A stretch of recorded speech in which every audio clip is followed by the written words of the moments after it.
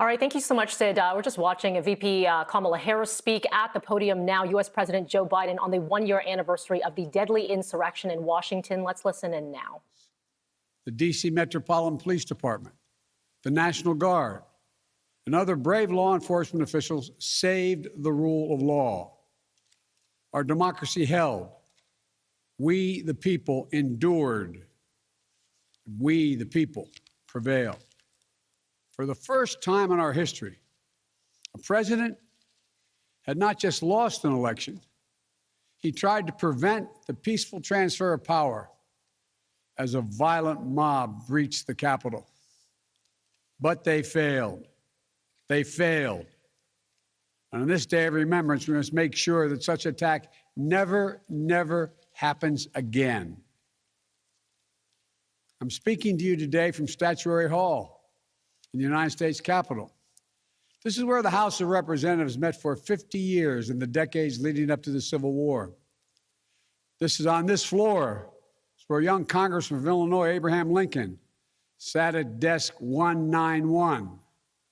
Above him, above us, over that door leading into the rotunda, is a sculpture depicting Cleo, the muse of history. In her hands, an open book in which she records the events taking place in this chamber below. Cleo stood watch over this hall 1 year ago today, as she has for more than 200 years.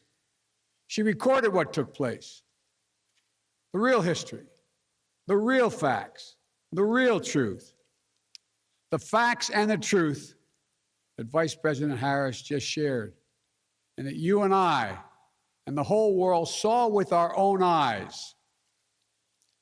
The Bible tells us that we shall know the truth, and the truth shall make us free. We shall know the truth.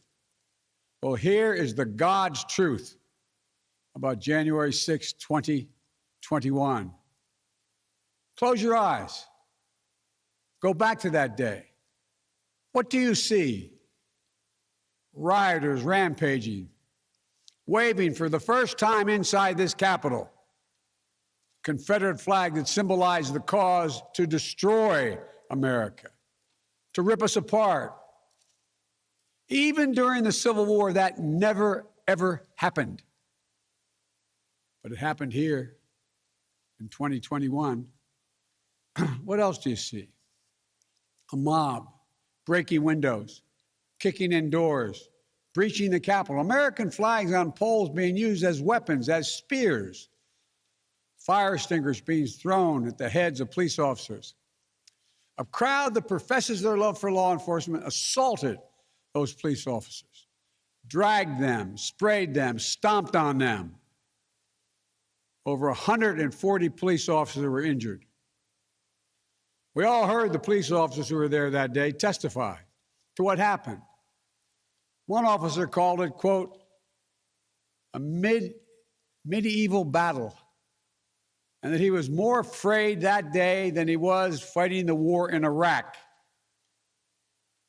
They've repeatedly asked since that day, how dare anyone diminish, belittle, or deny the hell they were put through? We saw with our own eyes.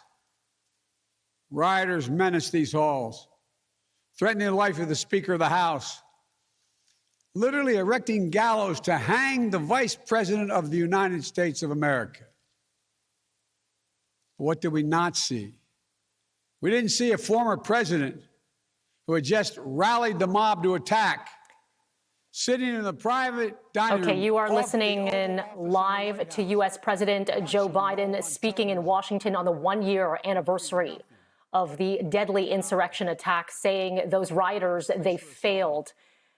We are continuing to watch this feed for you. We're going to bring you more on U.S. President Joe Biden's speech here in moments. We do have to take a very quick break here on Breakfast Television, but we're going to come on back again. We will bring you more from U.S. President Joe Biden after this. Welcome back. 5:30. We're going to take you live right now to U.S. President Joe Biden, who is speaking on the one-year anniversary of the deadly insurrection at the U.S. Capitol. Let's have a listen. Patriots? Not in my view. To me, the true patriots were the more than 150 Americans who peacefully expressed their vote at the ballot box. The election workers who protected the integrity of the vote. And the heroes who defended this Capitol. You can't love your country only when you win. You can't obey the law only when it's convenient. You can't be patriotic when you embrace and enable lies. Those who stormed this Capitol, and those who instigated and incited, and those who called on them to do so, held a dagger at the throat of America, at American democracy. They didn't come here out of patriotism or principle. They came here in rage, not in service of America, but rather in service of one man. Those who incited the mob, the real plotters who were desperate to deny the certification of this election, defy the will of the voters. But their plot was foiled. Congressmen, Democrats, Republicans stayed. Senators, representatives, staff, they finished their work the Constitution demanded. They honored their oath to defend the Constitution against all enemies, foreign and domestic.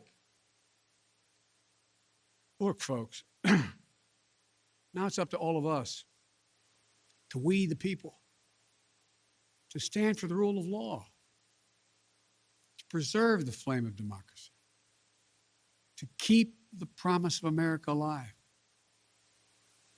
The promise is at risk, targeted by the forces that value brute strength over the sanctity of democracy, fear over hope, personal gain over public good. Make no mistake about it, we're living at an inflection point in history, both at home and abroad. We're engaged anew in a struggle between democracy and autocracy, between the aspirations of the many and the greed of the few,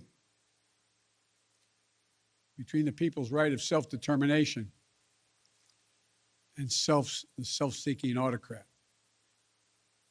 From China to Russia and beyond, they're betting that democracy's days are numbered. They've actually told me democracy is too slow, too bogged down by division to succeed in today's rapidly changing, complicated world. And they're betting. And you are just listening in live right now to U.S. President Joe Biden speaking on the one-year anniversary of the deadly attack at the U.S. Capitol 1 year ago today, where hundreds arrested, 5 people killed, including a Capitol Police officer. There are ongoing investigations. There's a lot to follow here. We will continue to do so with Breakfast Television and City News.